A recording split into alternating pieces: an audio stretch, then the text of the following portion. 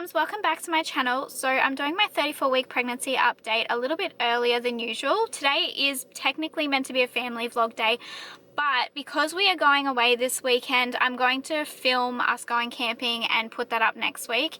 And I'm also doing this pregnancy update early because last night I was admitted to the hospital with some more issues. So I reached out to you guys on my Instagram and Twitter to find out if you wanted to hear an update, and you guys said you did. So I thought I would do my 34-week update all in the one go today. Even though it's only halfway through the week, but it's probably been dramatic enough for me to do the update now anyway. So if you guys would like to keep up to date with when I am in and out of hospital and stuff like that, then you can follow my social media accounts with Instagram and Twitter, and it'll also let you know like if I'm coming out with a video or anything like that. But also make sure you subscribe down below and click the bell, and that will notify you as soon as a new video goes up anyway. So yesterday I went into a clinic to have my 34-week checkup, and also just a follow-up from being admitted last week to the hospital, and my contractions had not stopped. I was still getting them, and Friday night I was in a significant amount of pain. If you want to hear all about my irritable uterus and stuff like that, then you will be able to find those videos on my channel. I'll try and leave them linked in the description box as to why I was hospitalized last week. But basically yesterday they sent me for a CTG to check on them, and I was having 4 and 10 minutes, and instead of my contractions being all over the place, they were getting a lot more regular. So the line actually looked like a perfect labor trace is what the midwife ended up saying. So I ended up getting sent across to the hospital. They also were going to do another one of those tests to see how likely I was to go into early labor, but unfortunately they can't do them once you reach 34 weeks. So the only option that left me with was a cervix check. So they did that check, and at first they told me that my cervix was long and at the back, but then said that it felt like I was already at 1 centimeter dilated. And they left me like that and left the room. And so I was so confused and freaking out a little bit, obviously, to think that I'd started dilating. And by this point, my contractions were like every couple of minutes, quite a lot, but they weren't as painful as last week's. But I was starting to get like tightenings in my back as well.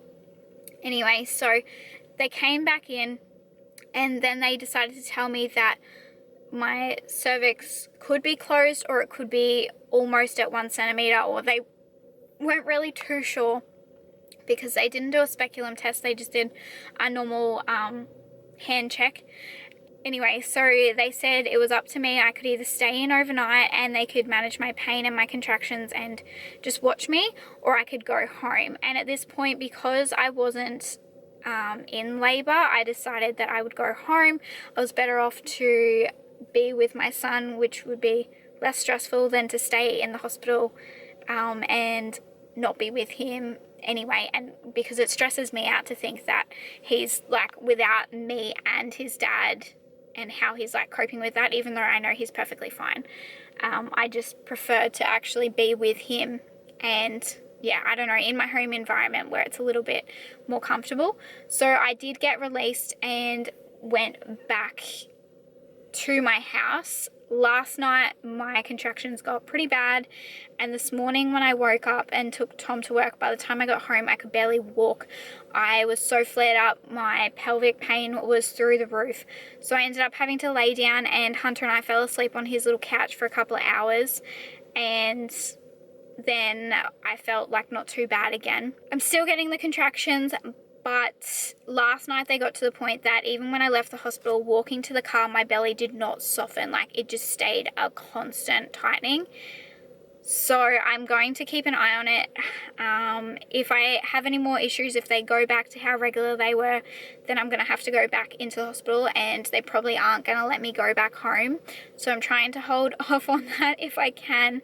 Obviously, I'll go if I think that something's wrong. Yesterday and the day before, I did have decreased movement, but they put me on the CTG and double checked, and baby is perfectly fine. So that's a little bit reassuring, because with Hunter, before I had him, I had 2.5 weeks of contractions, and his movements also slowed down in that last part, which is not normal. Anyone who is pregnant, if your fetal movements decrease, you should go and get them checked, because sometimes that can be an indication of something being wrong. They have scheduled me in for an appointment in 2 weeks time, and at that point we're going to make a decision as to if I'm going VBAC or C-section, and we're going to book in a date. I have a growth scan next week to finalize all of that.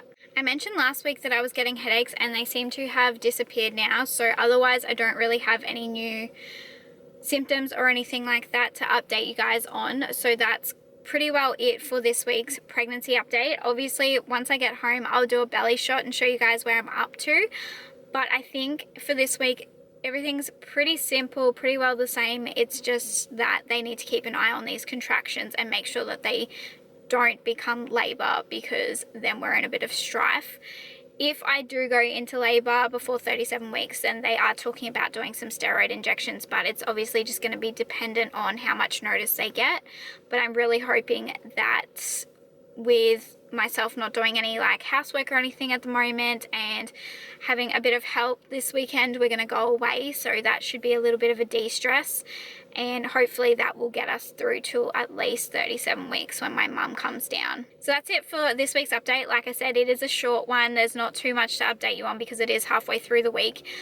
If anything else dramatic happens, I will do another update, of course, but otherwise I won't do another one until the following week. So if you'd like to stay up to date with anything before then, make sure you check out my social media and make sure that you subscribe down below, and I'll see you in the next video.